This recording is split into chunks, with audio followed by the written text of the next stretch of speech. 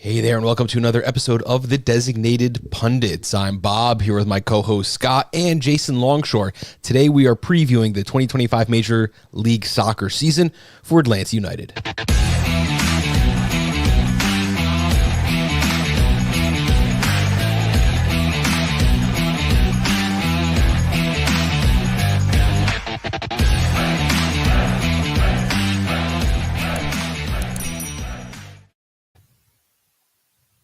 Longtime friend of the show, Jason Longshore, here to preview the 2025 season for Atlanta United. You can find him on Soccer Down Here, 92.9 The Game. How you doing today?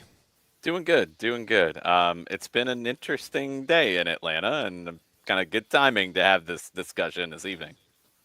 Yeah, it's fantastic signing. Looks like you got your DP striker, and the team seems to finally be together. We have a really good picture today of what that opening day team is going to look like. If you are checking in, make sure you hit that subscribe button. You could find us on your favorite podcast platform on YouTube. That's where a lot of you might be watching live. All 30 Major League Soccer teams. We have great professionals, podcasters, play-by-play analysts, the whole deal, beat writers for each and every team. Jason, let's start today with what I've been asking everyone. What's your favorite soccer memory from 2024? I mean, for me, it's probably got to be the entire series with Inter Miami in the playoffs. But if there's one moment specifically, it's probably the Sean De Silva game winner in game two at home, just because of the absolute deafening roar at Mercedes-Benz Stadium. I felt like my ribs were shaking. It was special. It was cool. That whole series, it just felt like a can you top this of game one was amazing and they lost, but it was an amazing performance because the team was dead tired after playing in the wild card game. Sure. Come back in game two, you have that game winner. And game three was just a complete and utter pile of chaos in game three. So the whole series, but specifically Sean Day's goal. And Inter Miami seemed like one of those teams that you had their number all throughout the season. That was, of course, a great series. 2-1 loss in Miami, then a 2-1 win at home, 3-2 win in Miami on November 10th, and then on to Orlando, which kind of ended your guys' Cinderella run there. But let's take a little look at, while I pull my graphics up here, some of what we saw in 2024, just for a brief recap. 12-11-16 record, 7-4-7 at home, 5-7-9 away. Scored 54 goals, conceded 57. That's a -3 goal differential. Finished 11th in the East, and Atlanta United was eliminated by Orlando City in the conference semifinals. There were some ups and downs in 2024. You sold your number 10 and your number 9. Didn't look really to replace them during the season. You stuck with the roster you had. That's why this past week has been quite excited. But Atlanta kind of got hot at the right moment, and it doesn't take a whole lot to make it into the playoffs. Had a little run there of draws, a couple of wins before the end of the season. You guys are in on decision day, and you won a series. So overall, it's got to be good in Atlanta, right? It was a wild ride. The team was very different after the coaching change when Gonzalo Pineda was dismissed. And one of the big reasons why is that home record. There were too many losses at home early in the season. Rob Valentino came in and he had the most brutal schedule you could possibly have leading into Leagues Cup. From when he took over leading into Leagues Cup, I mean, it was New England to RSL, back home for an Open Cup game, then to Montreal. I mean, every bit of long travel that you could kind of have piled into one, you had. So he didn't really have any time to work with the team until after they were eliminated from Leagues Cup. And then from then, I think you saw a team that was much better on the road. They actually did a really good job on the road down the stretch after the loss to the LA Galaxy in the first game after Leagues Cup. The next loss was game one against Miami. They were able to get results on the road, find some 3 points here and there. It was still up and down. They had two bad losses at home in that time span that really made it where they had to get in on decision day. They did. That was a crazy ride in and of itself. So all that, I think you mentioned selling Yorgos Yakimakis and Thiago Almada. They did replace Almada with Alexei Miranchuk. I think it took him a Yes. little bit longer to get going than you would have hoped, but also we've been around this league long enough. It kind of is expected that it takes some guys Sure. time to adjust. And it's taken Alexei some time. I want to see what he looks like this year with a lot of talent around him. But the number 9 position, I had a long podcast conversation with Demetrios and Garth Lagerway, one of the architects of this team's president and CEO, and they talked about how some of the changes we've seen now in terms of the window moving back a week in the summer, some of the other things that have opened up, that it was a problem for them this past summer because they couldn't get a deal over the line for a number 9. They said they were very, very close. They didn't get it done. We've seen how hard it can be to get a number 9 as the Emmanuel Latte Lath conversation has dragged on and on and on and on and on. When you start talking about spending 15 to $25 million, those deals don't happen in a snap of the fingers. Those are trickier deals to get done. And they didn't get one done for the 9 in the summer. They have now. So once you kind of got through that summer window and it's like, all right, this is what we have to work with. I think Rob Valentino did about what you could do with that group. I think he did about as good as you could do. They decided that they wanted more experience. They go out and they get somebody who's won MLS Cup before, Naranja Diala. They wanted to get somebody in Chris Henderson, who I think was probably, although it took a little bit of time for everything to come together, I think he was probably the first guy on the list if everything fell into place like it looked like it was going to. So you get him in the door. You get Dyla in the door.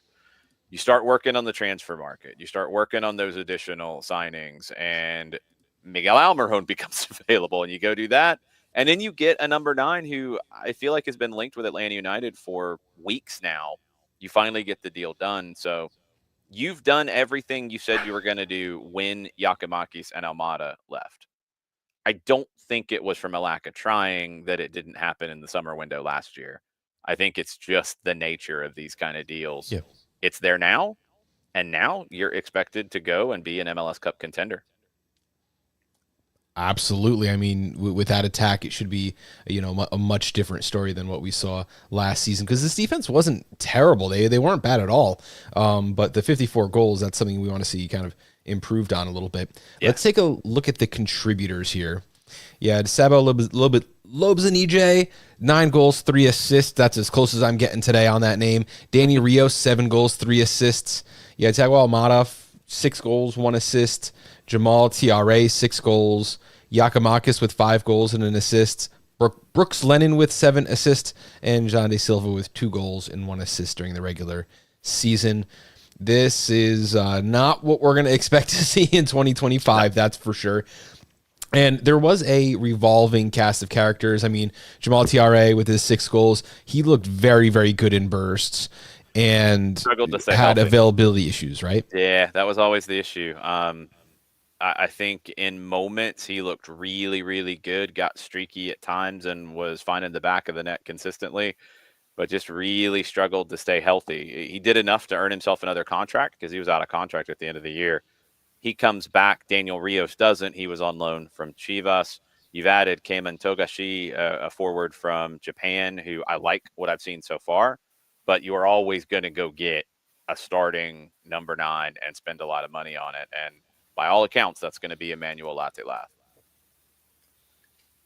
I think one player that we've left off of this list, though, Pedro Amador, who actually had 8 assists. I think if you include postseason and if you start doing some prorating on his numbers, yeah, his assist numbers are insane. Mm-hmm. When you've got Amador and Lennon as your fullbacks, and that's what's so interesting about this team, so like how it's built for 2025. You've got Latte Lath, who has been a consistent high double-digit goal scorer over his past 2.5 seasons. You've got Miguel Almiron, who we know what he did back in 2017-18. I don't know what he does now exactly, but capable of double-digit goals in this league, capable of double-digit assists. Miranchuk, I think, is capable of double-digit assists, maybe close to double-digit goals, but I think he's more assist-heavy. Saba is a 10-10 guy for me. I think he can be. I think he can be a 10-goal, 10-assist kind of guy. And then when you have fullbacks like Lennon and Amador, who are both double-digit assist kind of guys, you've got a lot of not just goals, but also chance creation. That's not even getting into Mateusz Klich, who is a double-digit assist guy from a very bad DC United team Yeah. in terms of creating lots of different chances. He found a way to do it. So you've got a lot of potential on paper for goals and assists in this group this year. You've got a lot of it.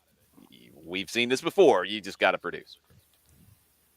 A lot of players incoming and outgoing. Nick Firmino, Franco Ibarra, Dax McCarty with the retirement that just wouldn't happen. I think he retired after 5 different matches during the 2024 Kept winning. season. They weren't going to let him go. Danny Rios, Quentin Westberg, Santiago Sosa, Tyler Wolff, and incoming Miguel Almiron. We talked about Mateusz Klich already. Emmanuel Latlath, that was just announced a few hours ago, pending paperwork tomorrow. Although it hasn't been announced by the club yet. Just to clarify, it hasn't been announced. It's been reported. It seems like it's going to get announced. It's one of those things where when you look at what has to happen to make that sale, if you're Middlesbrough, it did. They got replacements in. So when that happens and all the talk is there, it's been reported it's going to happen. It's going to happen. I think the report is Bogert, right? Who gets Tom Bogert. Well, a bunch of people worldwide, but Tom Bogert's got it. It's been fascinating to follow this. If you haven't, we've been living it here in Atlanta with all the different conjecture out of Middlesbrough and Tom Bogert. And then you have his agent is Italian. So you've had these Italian reports that have popped up as well that have no connection to Middlesbrough or Atlanta United, but have made things very confusing at times. So it's been a ride. Love it. I made this graphic the day we booked this interview, which was like 5 days ago, and he was on it then just because I expected with that much smoke, it would have been, I think, a big failure, and Atlanta could have been left scrambling. Again, they're looking for their striker. So let's take a look at what it's going to look like next year. I made this graphic and threw it out on Twitter. It got some feedback and I made some adjustments, some quick changes. We do think Atlanta's going to be running a 4-3-3 under Ronnie Dyla this season. And let's start right from the back. Brad Guzan. I had a lot of struggle predicting his success and failures of last season. Some games I saw him out there and it did not pass the eye test. It looked like an old man playing a young man's sport. And then he stood on his head through the final draft, and when we talked about Inter Miami, they said, "Oh, Atlanta didn't beat us. Brad Guzan beat us," and he did. He absolutely stood on his head, looked like a different player. I was going to bring that up. Yep. He was great. I think it's interesting when you go back and you look at him coming back from an Achilles rupture. 23 didn't look great consistently. There'd be flashes. It was very inconsistent. Last year, honestly, if you look across the season on the whole, I think he was very good throughout the season on a team that wasn't always very good. He raised his level as the year went on, and that was impressive. And it was starting before you got to the postseason. The Miami series was the culmination of it, but he's so important for a lot of reasons, though. I mean, he's the captain. He's a leader. He's very, very important in this group. And I don't think you're going to see any drop. Father time comes for everybody. There was no way to predict it, but sure. I don't think there's going to be a drop off here from what we saw last year. I don't think it's going to be a narrative that we follow throughout the season as much as I was during last year. And I did watch him, and at times, I mean, the results were there, and that's what you want out of that position.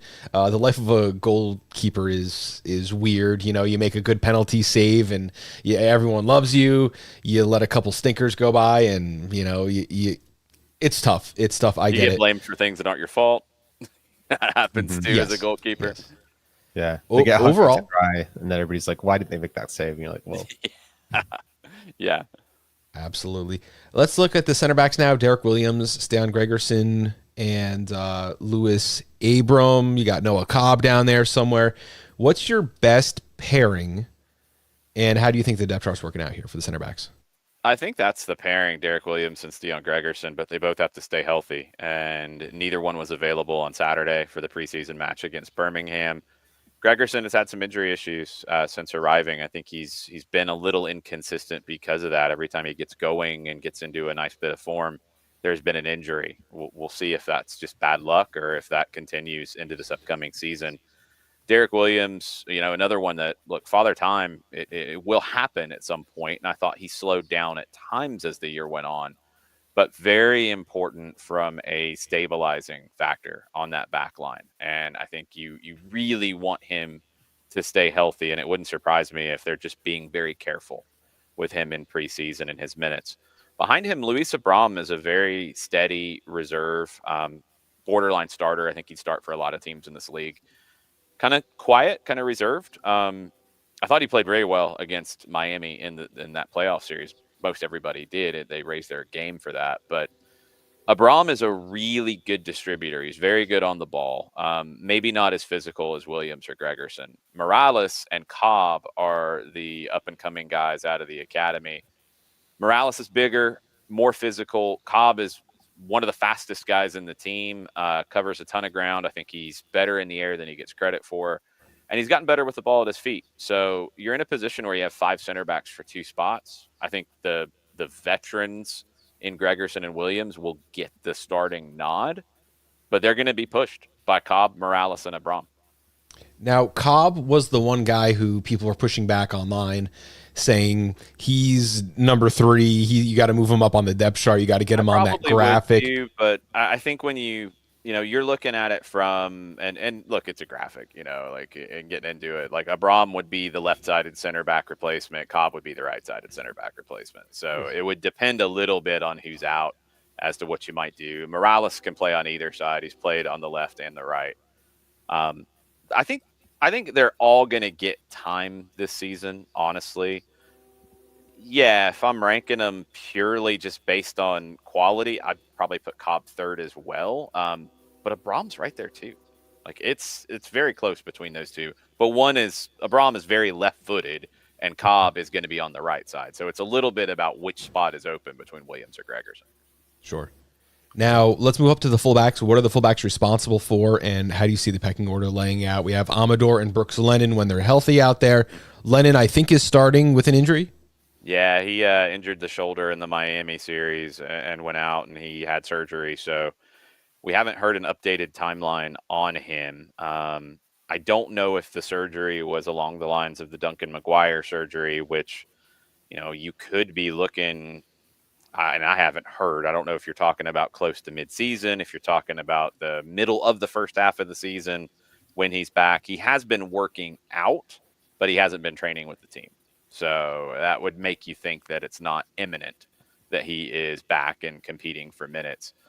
Amador had a slight injury and didn't play in the last preseason game. 2 to 3 weeks is what it sounded like for him. Fingers crossed, because like I said, when you have Amador and Lennon, 2 guys who Lennon's had double-digit assists in the last 2 years in this league. Amador, his rate of assists last year per game, you stretched over a whole season. That's double digits. They're going to get forward. It will be different under Ronnie Dyla, and we're still kind of learning what that's going to look like. But these are 2 elite crossers from the left and the right. So you want them healthy as much as possible. They will contribute to goals being scored. I guess that leads me into a little bit of a question about the balance of this back line. Mm-hmm. Because when those wing backs, Lennon and Amador, when they're healthy, they're going to get forward. That leaves holes behind. How does the back line sort of compensate for that? I think you're going to be looking at the guys in front of them a little bit more in Bartosz Schlich and Mateusz Klich, along with Jay Fortune and Tristan Muyamba. I think the midfield has to stay connected to the center backs. I think at times you're going to have to pick one goes, one sits. You don't want Amador and Lennon to both get exposed, which typically I thought last year they did a pretty good job of avoiding that.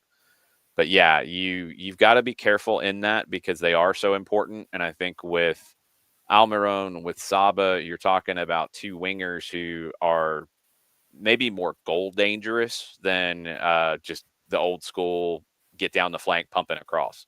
So they're going to be tucked in a little bit more. So that space for Lennon and Amador to exploit, you want them to do that, but they have to be responsible in how they do that. And I think Schlich especially is going to be very, very important in protecting the back line when the fullbacks go. And what do you think the midfield pecking order moving up a step here? Do you have like 2 8s, a 6 and an 8, and a little bit about how the depth chart's going to work out here? Click, fantastic. I mean, I've seen some bangers off of his foot. I mean, he has that in him too. But these two guys, it's a new pairing together. And how do you think that's going to work out? Yeah, I'm intrigued. I think it'll be 2 behind 1, and you can call them 2 6s, 2 8s, whatever you want. I think it's definitely going to be 2 holding behind Moranchuk as your 10. Slish and Click. Slish, I think, is a fascinating player, first off. I really like what he can be. I think we saw elements of it last year. It was very up and down. I think he was one who especially struggled, even though he came from a big club in Poland in Lechia Warsaw. I think he struggled at times with the size and the scale and the expectation of being in an Atlanta United. I think at home he struggled at times, and we saw Leagues Cup he really struggled against DC.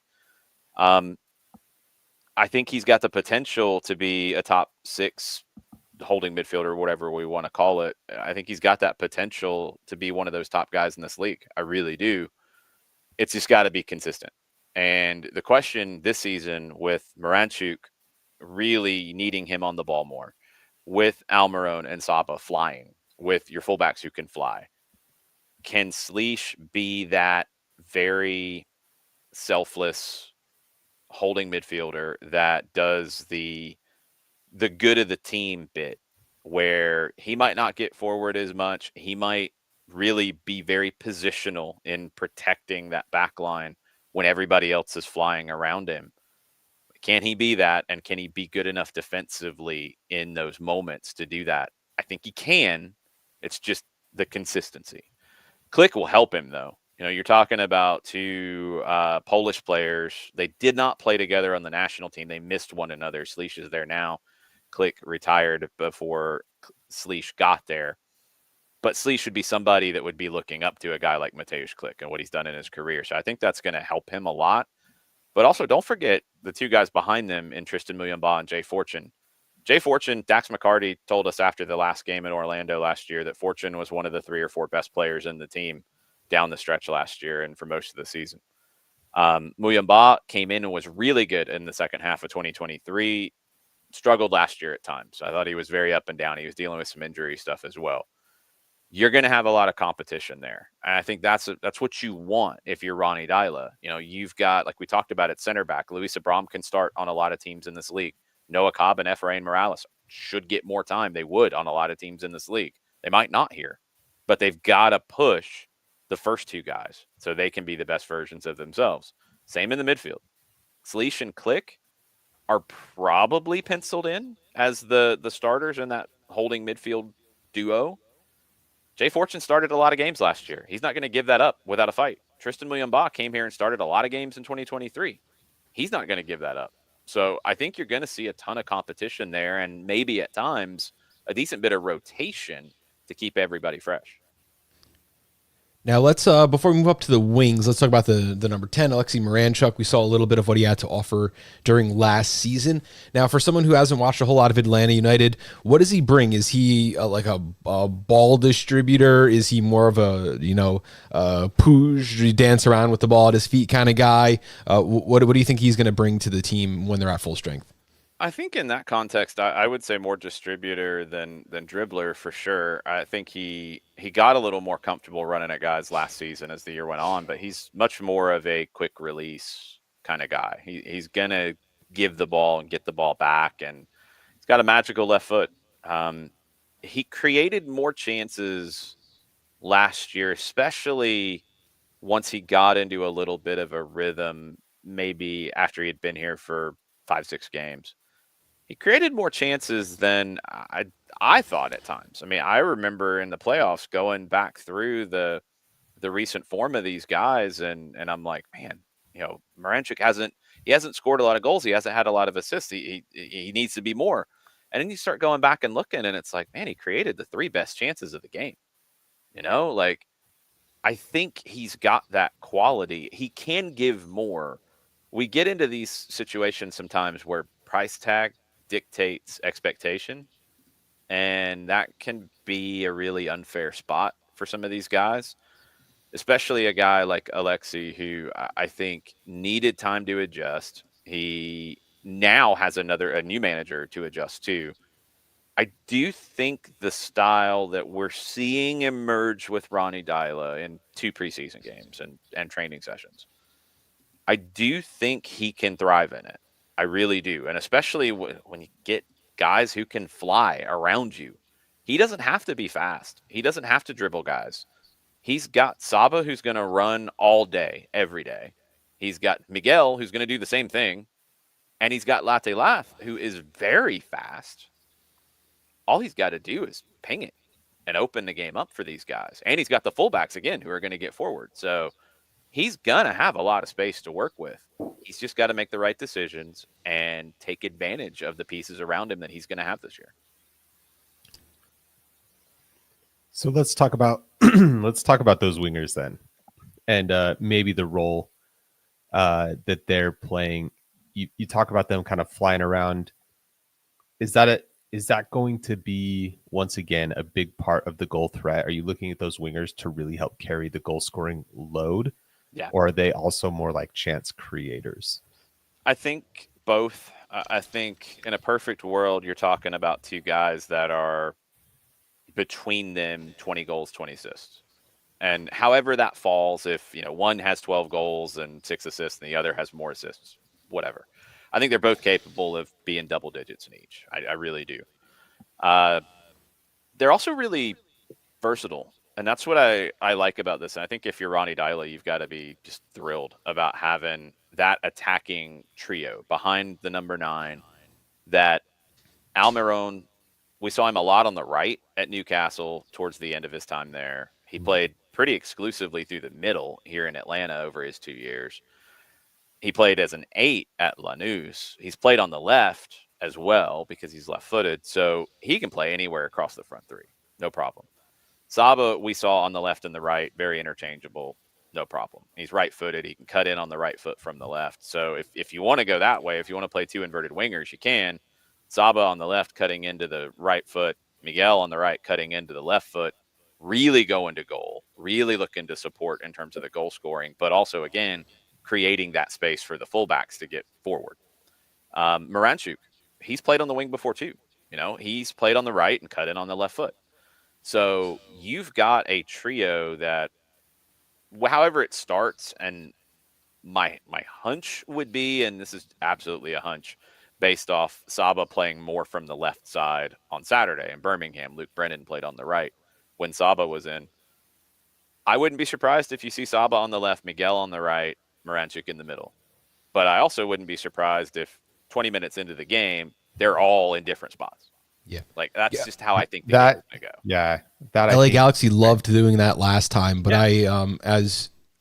I was a non-skilled soccer player in my time. I switched to hockey, and one of the interesting things to me was that the left-handed players were always on the left and the right-handed were always on the right, and I always wanted to be in the other spot because then when you stop and shoot, yep, you want your stick in the right spot. So I like that.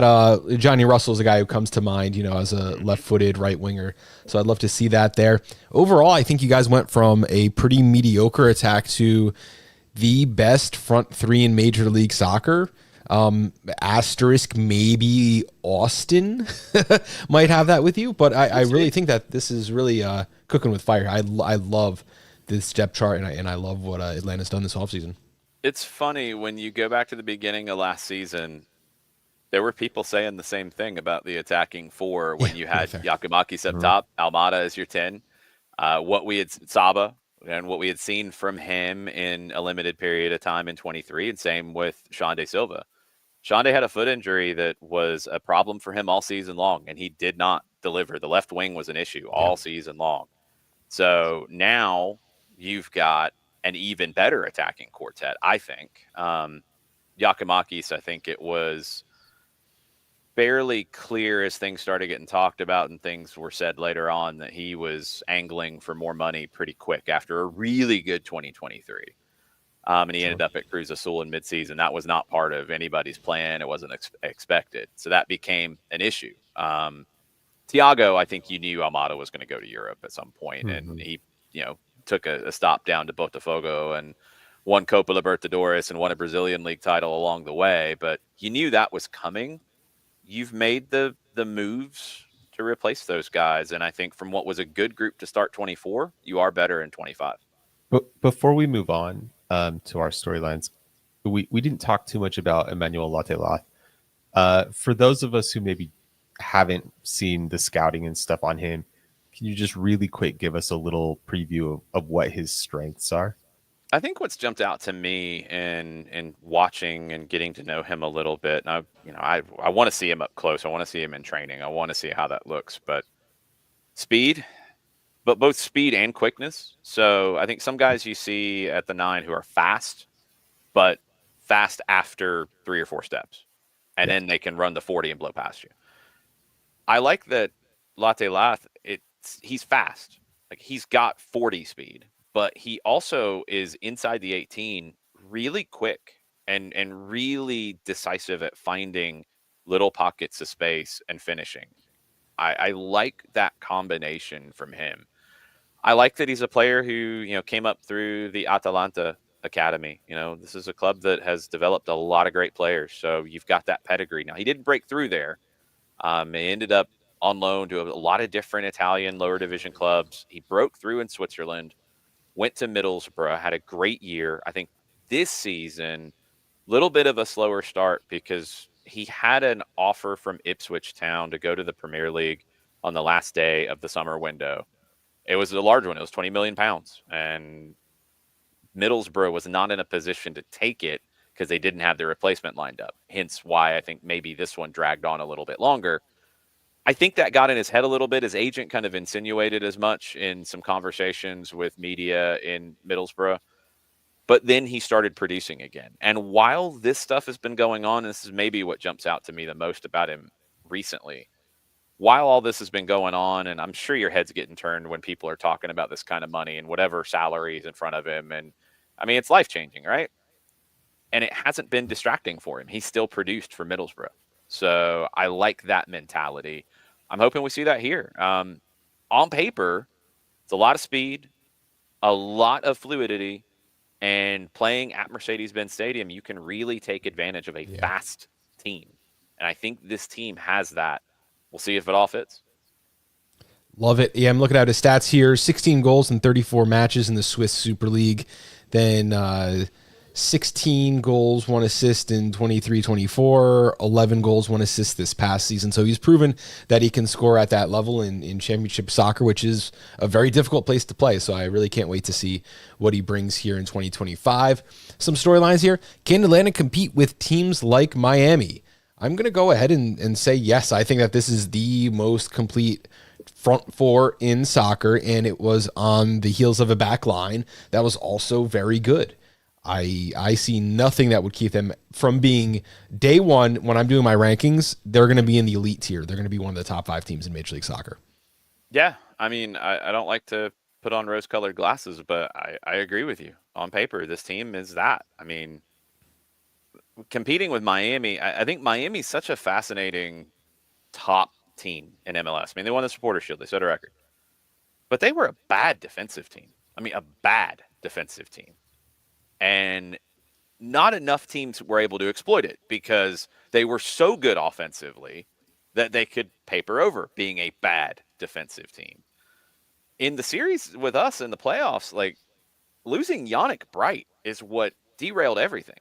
Yannick Bright held everything together in that team because he was the one who would actually defend out of the midfield and was capable of it, could move. Busquets still amazing on the ball, but the guy can't move.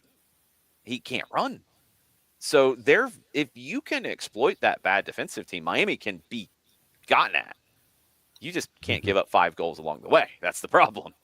I think Atlanta can compete with Miami. Yes, I think Atlanta can compete with again, if everything comes together on paper, they can compete with everybody in this league. You've just got to produce now. In looking back at how I phrased that, because we are using the same basic graphic format for each show, like, Atlanta can, Atlanta can. They can beat them just like they did last season. Maybe that wasn't the best team to put as an example there. Got a couple more questions. These are more like kind of storylines we're going to watch, questions that might not really have answers right now. But what competition do you think are going to be Atlanta's priority for this season?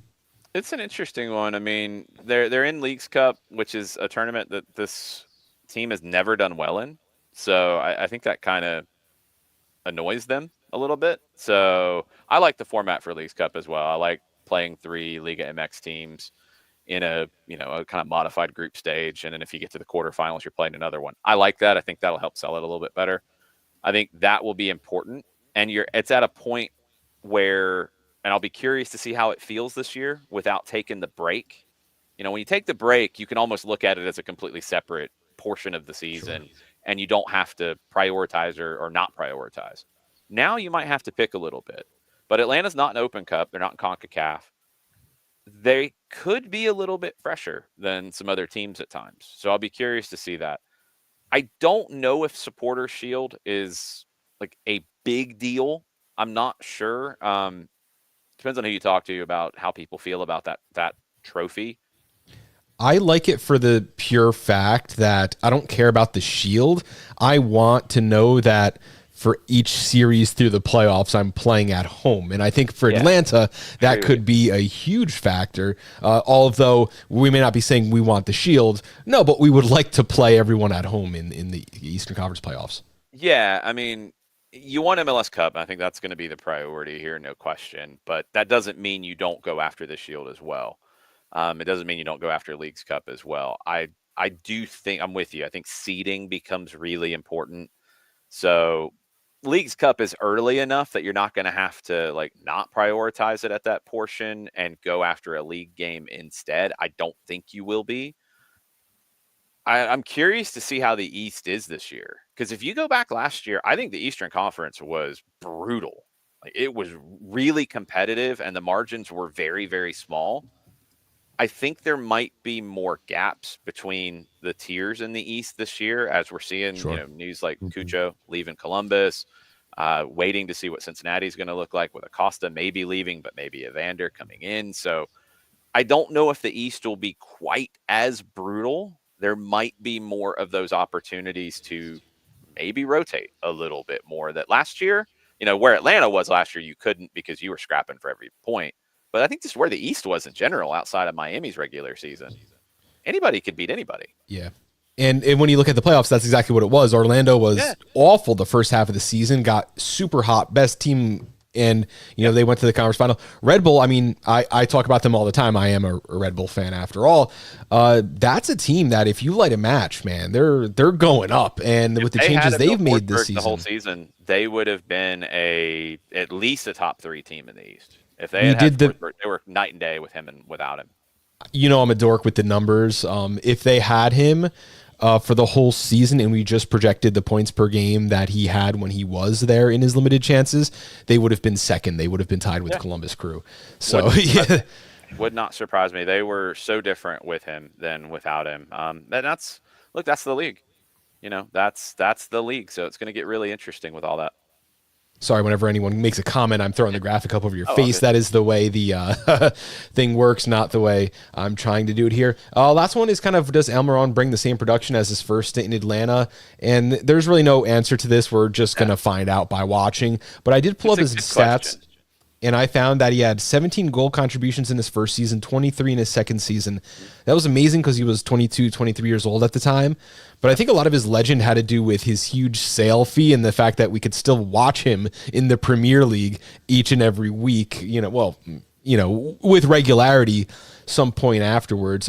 He was not a golden boot contender or anything like that. He just was amazing for his squad. So I think that he was a double-double kind of guy. That's the thing. And I think when the people here in Atlanta, we got to watch him every game. I think we probably have a different perspective on those 2 years with Miguel Almiron in this league. He was as impactful of a player as I've seen at times. For your general sports guys, I've made the comparison with his speed at that point. And look, he's older, so I'm not expecting the same speed. But his speed at that time was like Michael Vick kind of speed. He would blow past people when they thought they had the angle on him, and then they wouldn't be able to catch him. He's not going to be that. So when you get into like same production, maybe, but he's going to have to get there in different ways. I think playing at an elite level in the Premier League for as long as he has will help him. He'll be a smarter player. He'll be a more technical player. That's something Chris Henderson has talked about here. Watching him at Newcastle, feels like he's a little bit cleaner on the ball. So I think he'll be more effective in some ways where he might not be able to do some of the same things that he did then. But I still believe he's absolutely capable of double-digit goals, double-digit assists. I think he has that in him. We'll see if it all meshes together for that to happen. I think that's an interesting one because the double-double is not something that he has really done a lot in his career. I mean, he didn't score a lot of goals outside of his time here. No, he had one season with Newcastle where he scored 11. Yep. But otherwise, low single digits. One season with 8, 2 seasons with 5. Yeah. What's interesting about him, like he had to adjust to it here too. Well, like he hadn't been a 10 before he came here, and he played as the 10 for Tata Martino, not the 8 that he had played at Lanús. Like Argentine media described him as a flying 8 during his time there. I always loved that term for him. He could play as a box-to-box midfielder. He's got the work rate. He can defend. He can obviously cover the ground. He's got the ability to do all that. I think he learned how to be more goal dangerous during his time here. Newcastle, that one season was brilliant a couple of seasons ago. He had other nice moments. I think he scored 30 goals with Newcastle during his time there. He wasn't consistently used in similar positions. Like Steve Bruce looked at him one way, Rafa Benitez had looked at him one way, Eddie Howe I think had to figure out where to use him. So I think it's he's just kind of a weird player to put in a box, honestly. And here I will be curious if he's more wide than central, what that looks like for him in this team, in this league. But I just like the pieces around him and how they can fit. I think there's going to be opportunities that will be created for him. And I also think he will create opportunities for others. So, as I kind of looked at this team, was having this conversation with people last week when the Latte Lath conversation was quiet at times. It was like, okay, if you don't have him and you have the group that had been assembled with Almiron included, you have a lot of guys who are capable of 10 goals. You have a good number of goals in the team. You're going to get a forward. I mean, if you put TRA and maybe Togashi as we're getting to know him, but TRA is capable of 10 if he stays healthy, but he hasn't done that consistently. All right, you've got a nice team. That's a good team. They're going to be tough to beat. You got a lot of goals from a lot of different places. You get that striker who's going to get you 15 to 20, maybe more. That changes it because then that's going to create more space for Almiron. That's going to create more space for Saba. That's going to create more space for Miranchuk. So I think they're all going to benefit from Latte Lath, his positional gravity. Defenders are going to have to deal with him. They're going to have to worry about him getting in behind. That's going to create opportunities. And I think Almiron will be asked to get on the score sheet here. I really think he will, whereas maybe at Newcastle he wasn't. That's going to be an interesting one to watch. I think he's a type of player that a lot of his contributions might not hit that stat sheet. And yet the fans who watch him every minute of every game will say, you can't drop this guy. He's too important.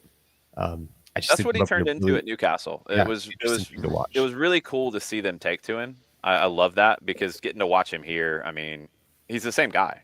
Like what jumped out to me at the press conference bringing him back was how much more mature he seemed. He was 22, 23 when he was here before. Very quiet, kind of shy at times. He seemed very comfortable in his own skin when he was introduced to the media here. I love that. I think that'll help him on the field here. I think that'll be because he'll be asked to be more of a figure in the team. And that's maybe the biggest difference is that Newcastle, he wasn't asked to be the guy. Here, he's been the guy.